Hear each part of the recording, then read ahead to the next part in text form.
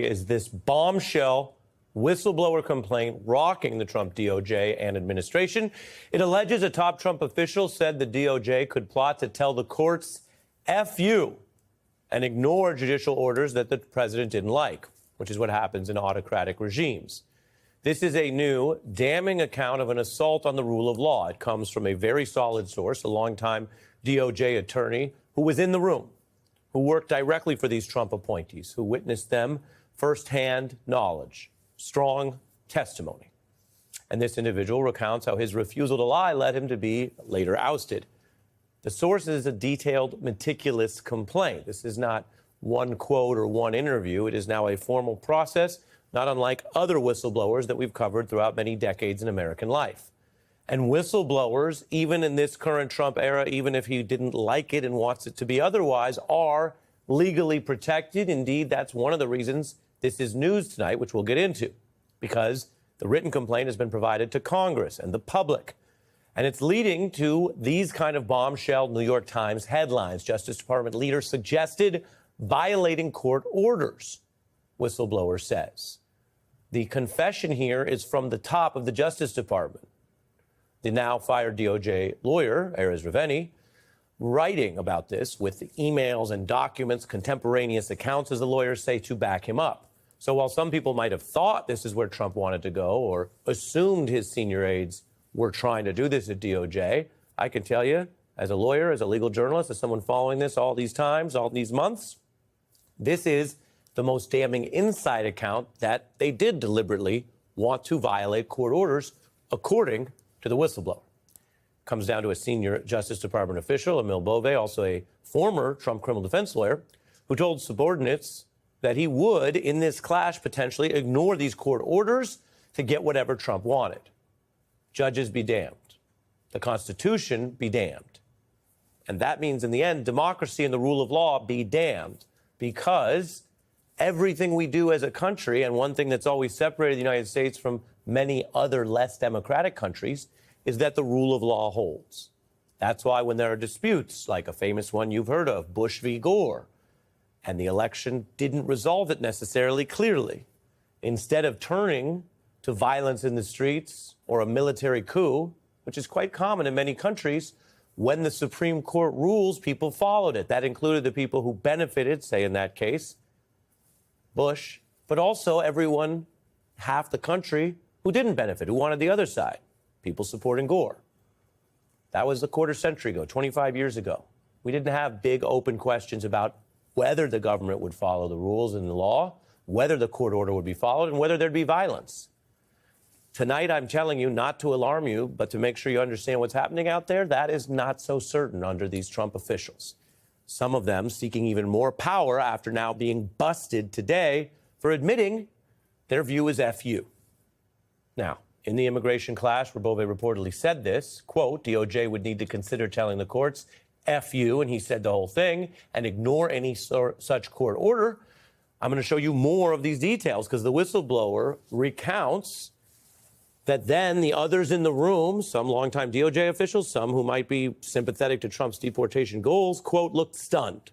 And they observed awkward, nervous glances among people in the room. Silence overtook the room. That's the senior DOJ official telling DOJ lawyers, ignore the rule of law and the orders if you need to, and to put a little extra on it, FU to the courts, to the judges. Now, this was a key part of the Trump administration's deportation agenda, which everyone can see is one of the places where they want to do the most quickly, but also are testing legal powers, saying we're at war, saying there's rebellion or invasion, and apparently saying if they don't get what they want, well, they've got some people in place who'll get there however they need to. You see the then defendant Trump flanked by this person. It's very controversial that Trump has put in so many individuals who were part of his personal legal team to run the country. And the allegation, the whistleblower complaint, is that's not working out very well. That same individual's up for a big judgeship nominated by Trump. This is a clue to the kind of people that Trump wants on the courts.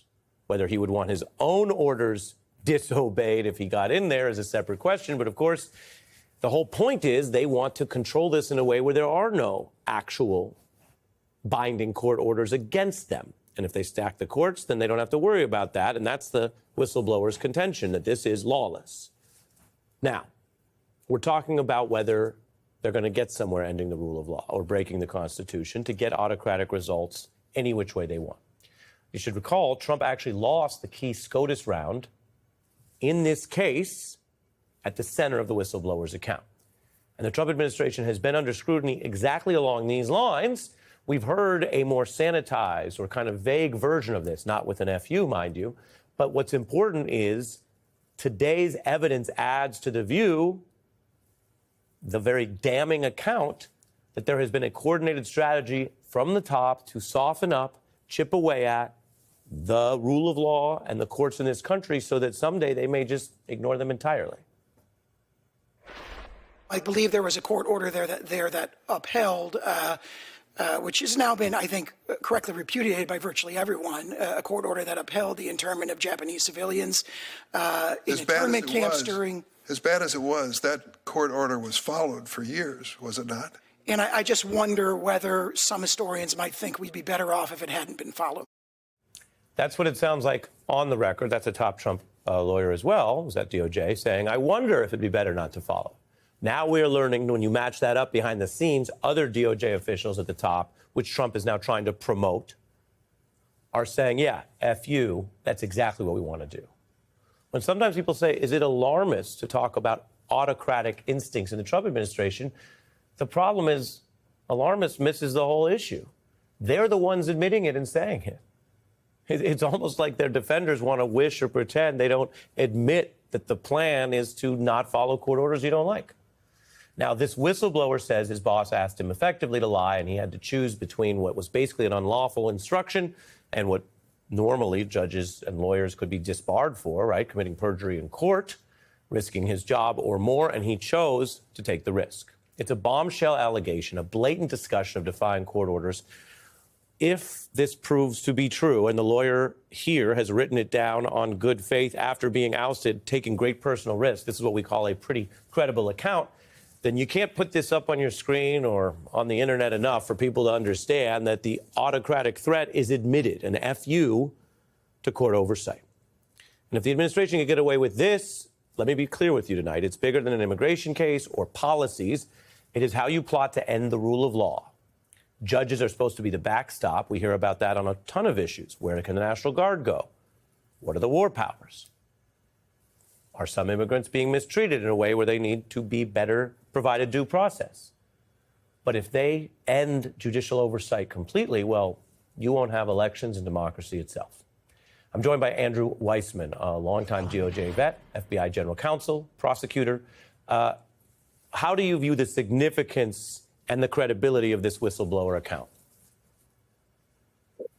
Sure. Well, if the whistleblower is to be believed, it is what you are saying, which is this is an insider account of the end of the rule of law. I mean, there's no two ways to sugarcoat this. I want to make sure people understand who this whistleblower is. Mm-hmm. This is not some political hack or disgruntled employee. This is somebody who was at the department for 15 years. He was in the immigration field. He was most recently promoted to his position and lauded by the Trump administration itself. And he takes pains to point out that he supported and advocated in court many policies that I think a lot of your viewers would find deplorable. Narciso Barranco, the California landscaper who was violently detained by immigration enforcement this weekend, is still being held in an ICE detention center in Los Angeles. Barranco, an undocumented father of 3 U.S. Marines with no known criminal history, was approached by masked agents while working as a landscaper outside an IHOP. The Department of Homeland Security says Barranco assaulted officers with a weed whacker. An eyewitness, the IHOP manager, says that's not true. Now Barranco's son, Alejandro, a Marine veteran, is trying to raise awareness for his father's case, and Alejandro Barranco joins me now. Thanks so much for joining me tonight. I really appreciate it. And I want to start by asking if you've had a chance to talk to your father recently, and do you know how he's doing? Yeah, so I talked to him earlier today, a couple hours ago. Saw him for the first time.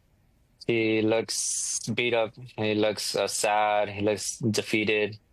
Um, he's still in the same clothes as he was when they picked him up. There appears to be blood on his shirt. His shoulder is still hurting. He said he's massaged it himself, but has not received medical treatment for it. His eyes still burn. He's just in pain, and he's honestly really, really sad. How old is your father? He's 48 years old. And how long has he lived in this country? Since the 90s, most of his life. What kind of man is he? What do you want people to know about him? Obviously, there was a lot of talk in the campaign about immigrants who are threats to Americans, who are criminals and predators and dangerous. And I'm curious what you would want people to know about the kind of man your dad is. Yeah, he's just a hardworking guy. He's a kind guy. He's always been very helpful. He doesn't have any criminal record. He's not a threat to our community. He actually helps our community. He has us who are Marines. He always educated us well. This confirms it. This is one of the things that we knew. Like, you and I knew this. We knew this back in his first term. We knew this based on J6 and his legal finagling up to J6. We knew this through how Trump was campaigning. We knew. And of course, what he's done since the election. We knew that this man was going to stack the courts with Trump cronies, expect every single Republican appointee to be his personal, judge. Not just agree with him on broad philosophy, but to be his personal judge, to do his personal bidding. And that in the rare cases where they didn't, where Clarence Thomas, for example, Clarence Thomas stood up to him and said, you have to bring that guy back. And initially, Trump didn't. Trump didn't bring him back initially, openly flouting the court's orders, right? His people saying, we're never going to bring him back.